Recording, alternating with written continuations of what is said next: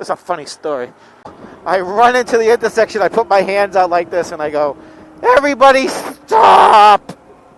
Ran back to my red Ducati, plopped it in, jumped on the bike, and took off. And I did a monster wheelie all the way down the road. Maybe I'm bound to wander from one place to the next. Heaven knows why.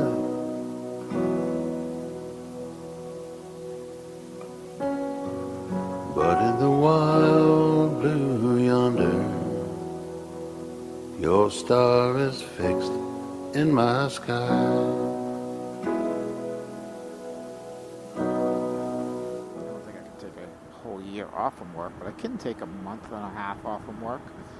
So possibly next summer, I want to ride to Alaska. And I want to ride the Dalton Highway and go up to Dead Horse, Alaska. So that's a very, very common goal for motorcyclists, right? There's a bunch of people. If you go on Adventure Rider message board and you look at those trip reports, probably a good half of them are finally rode my motorcycle to Alaska. Like, that's, especially for East Coast people, that's like, oh, you can't get any further. You know what I mean? You can do, it's like riding halfway across the world practically. So, and I can remember as a very young kid, must have been either Thanksgiving or Christmas, and I was at a family member's house, and either had a distant cousin or an uncle that had just made his way to Alaska. He wanted to work. This is back in the 70s when the pipeline was being built, and he was looking for a change, and he got in his Volkswagen Bug and he drove it to Alaska to work on the pipeline. Excuse me. And I remember him telling the story of the Alaska Highway, which at the time I didn't know was actually in Canada, but it was 1,000 miles long dirt road, and it took him a couple of days to do it, and broke down here and there, slept in the back of his car. It was like, it just was just so screamed adventure, right? And I remember thinking back then, I just want to go there. I was a young kid. I wasn't even into motorcycles back then. I just knew that I wanted to go there. I wanted to go onto the Alaska Highway, and I wanted to go to Alaska.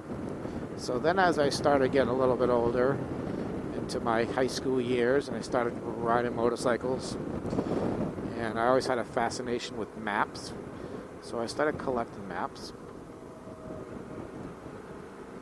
And alright, you're gonna see. You ready? Hold. A few moments later. Sorry about that, but I thought she might be turning. And as you can see, it's a beautiful day, twisty road. I can't be doing the speed limit. My goodness. Alright, where were we? Alaska. Maps. So I started riding my motorcycle in 1983. Started to explore in New England. And every place I went seemed like a new place on two wheels. It just was, and my goal was to ride my motorcycle to Alaska. And then I picked up this one issue, and they talked about the Hall Road. I'm not even sure if it was named the Dalton Highway back then. It was just referred to as the Hall Road, and it was a private road, right? Prudhoe Bay. It was the only road in the world that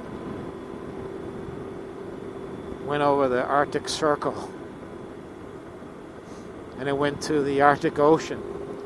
But it was a private road, and you needed to apply for a permit. They only let so many permits a year be issued to drive it. And it was like, I remember taking the map of that highway and put it in on my bedroom wall.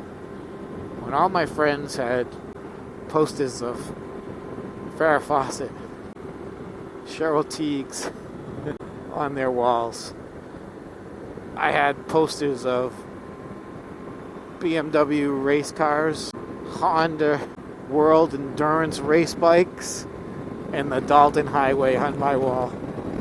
I swear to God, I had a map of the Dalton Highway on my wall.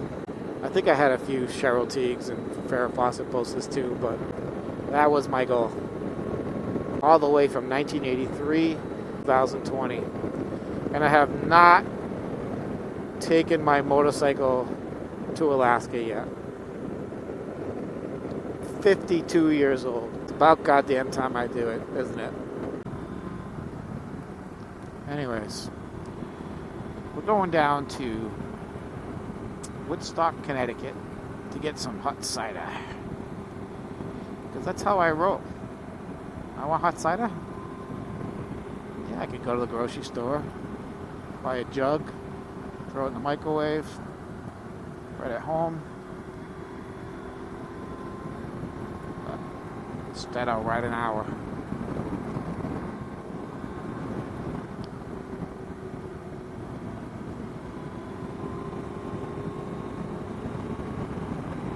On twisty back roads.